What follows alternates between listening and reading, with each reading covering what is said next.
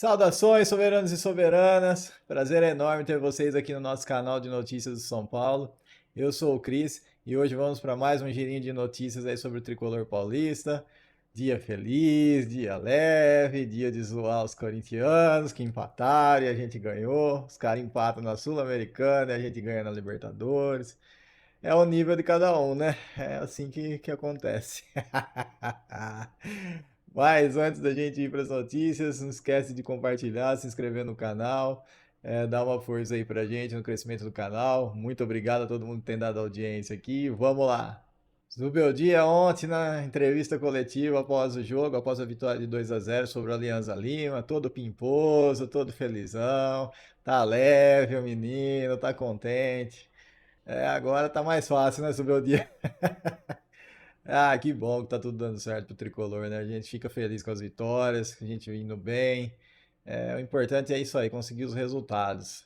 E ele comentou, né, sobre o jogo, que a gente foi bem, impôs o jogo e tal. E ele comentou sobre aquele jogo do Alianza Lima aqui no Morumbis, né, que o São Paulo saiu ganhando por 2-0 e aí os caras empataram e ele assumiu a culpa, rapaz. Falou que ele desorganizou o time na troca que ele fez, que o rival encontrou o gol e aí se cresceu, né, psicologicamente no jogo, que a gente estava em casa e pensava que tá mais próximo do terceiro gol do que eles do segundo, né? E aí depois no fim deu o que deu, mas ele assumiu, ele falou que a troca que ele fez não deu certo e que é 100% culpa dele. Você vê, rapaz, o homem tá evoluindo. Eu tô falando pra vocês que ele tá percebendo o tamanho de São Paulo, rapaz. O que vale a Libertadores pra gente.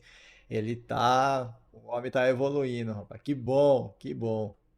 E o André Silva, né, que fez os dois gols ontem do São Paulo na vitória contra o Alianza Lima, ele chegou a 10 gols na temporada, cara. É o nosso artilheiro do time, com 10 gols no momento, né? O Luciano é o segundo com 6, Ferreirinho o terceiro com 5, o Lucas Moura, que ficou todo esse tempo fora, é o quarto com 3, e o Caleri, que provavelmente não volta mais esse ano, também com 3 gols. Então o André Silva aí tá se mostrando. Lembrando que o André Silva tava na reserva do Caleri, mó cota aí, hein, antes dele se machucar, né? Então, acho que esse ano aqui, depois de um bom tempo com o Luciano sendo o artilheiro do time na temporada, tudo escreve para que o André Silva consiga ser o artilheiro do São Paulo esse ano, hein? Quem diria, rapaz? Olha, não dava um real pro André Silva. Olha, tô me ferrando aí, queimei minha língua. E aliás, o André Silva, quando fez o gol, o Alan Franco veio correndo lá da defesa, os dois vieram, se abraçaram, rapaz, deram um abraço apertado, vem que bonitinho.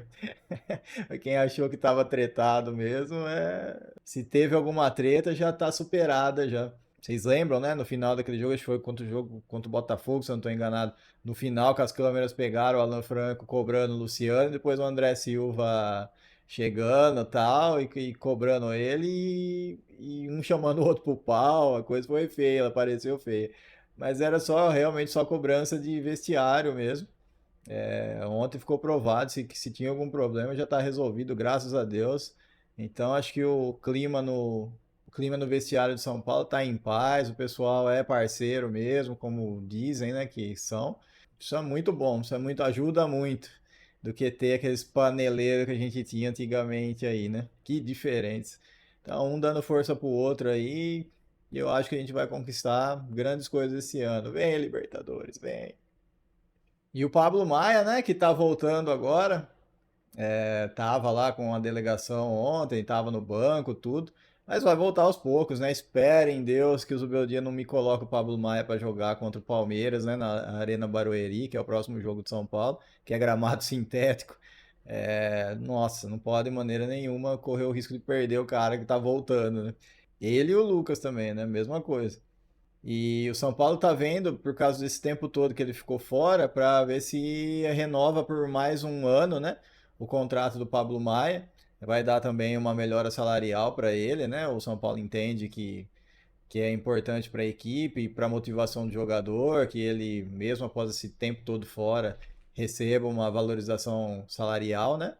E o São Paulo tem muita esperança com o Pablo Maia, né? Que ele jogue bem esse ano aqui, para ou na janela do final do ano, ou no máximo no meio do ano que vem, poder vender ele, né? pegar uma grana aí. Já tinha bastante time interessado quando ele estava jogando e estava indo bem, né? Como ele teve duas lesões pesadas seguidas, 2 anos seguidos, coisa meio que deu uma esfriada. Então agora é hora do Pablo Maia dar uma volta por cima aí. Com isso, o São Paulo está incentivando, assim como fez com o Alisson, quando o Alisson ficou bastante tempo fora lá, que renovou o contrato antecipadamente também. Então, o São Paulo já vai querer garantir o contrato dele já até 2029, mas torcendo para que algum clube de fora venha e faça uma proposta boa para levar o jogador, né? Os nossos cofres estão precisando. E o CRB, né, falando em negociações, o CRB está interessado no Lisieiro. Deu uma especulada com o São Paulo, como que estava a coisa, né? Como é que estava a situação do jogador, que ele está treinando separado do pessoal.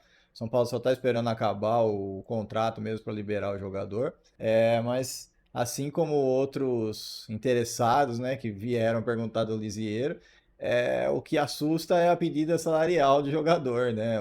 Tanto é que assustou até o São Paulo. O São Paulo estava com tudo certo para renovar com o Lisieiro, ele estava sendo usado pelo Zubeldia. E aí o jogador deu uma pirada lá e pediu uma grana preta. O São Paulo falou que não e só vai deixar o contrato terminar agora para dispensar o jogador. Dizem as más línguas que ele tem esperança de voltar para a Suíça, né? Ele estava jogando na Suíça um tempo que ele ficou emprestado lá. Só que é um time suíço que não tem bala na agulha, digamos assim, para comprar o jogador no valor que o São Paulo queria na época. Mas tem interesse no jogador, porque diz que ele foi muito bem lá. O Lisieiro não é ruim, cara. Ele só deu uma despirocada pelo jeito aí. Ou é coisa de empresário também, não sei, né? Enfim, o jogador sempre vai ver o que é melhor para ele, né? E às vezes erra, como a gente vai falar daqui a pouco.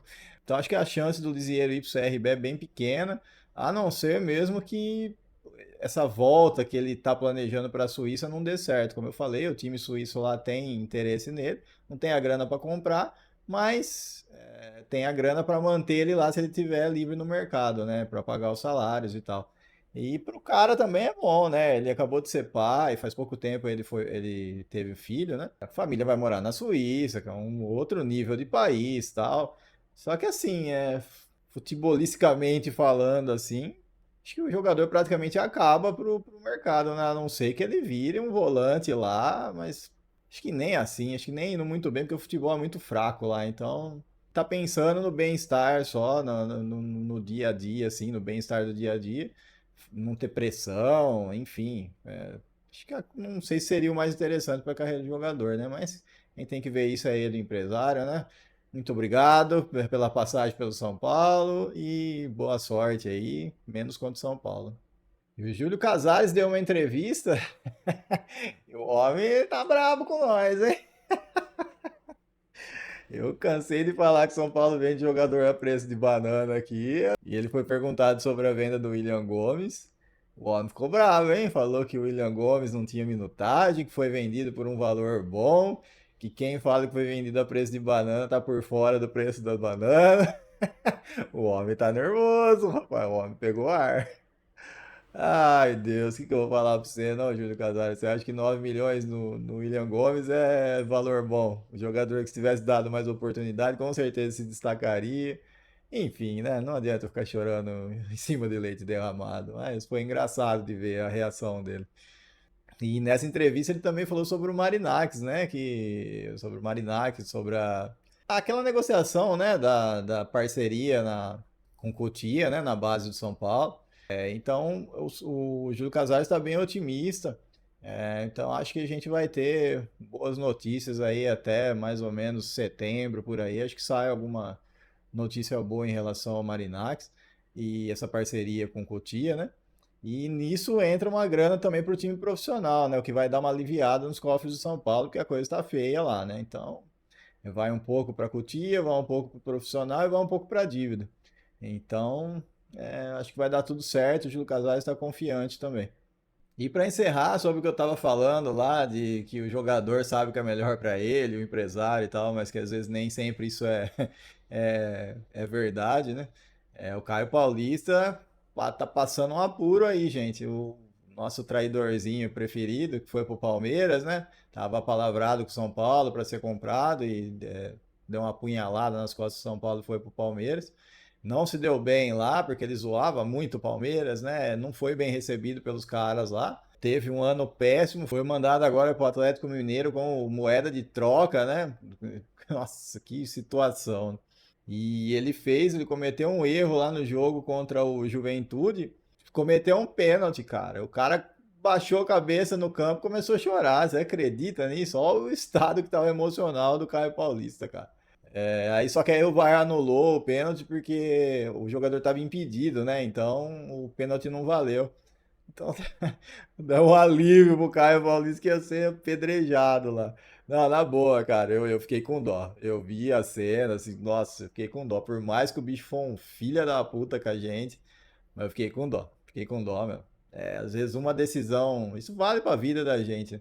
Às vezes uma decisão, a gente chega em alguns pontos da vida da gente, sei que é mais novinho assim, você não vai saber disso, mas a gente chega num momento assim que você precisa tomar uma decisão de alguma coisa e você fica em dúvida do que fazer, cara. E esses momentos assim são marcantes, porque você lembra, assim, você fala, nossa, se eu tivesse tomado uma outra direção aqui, acho que tinha dado merda, né? E acho que o Caio Paulista, no futuro, ele vai lembrar disso, ter sido campeão no São Paulo, ele tá com tudo certinho, assim, para ser. Era querido relativamente pela torcida e tal. Ele vai lembrar disso e falar: Meu Deus do céu, que cagada que eu fiz, hein? Gente. E pior que não tem segunda chance nesses casos aí, né? Você vai ter que conviver com as consequências das suas escolhas até o final. Foi filosófico esse final, né? Mas tudo bem.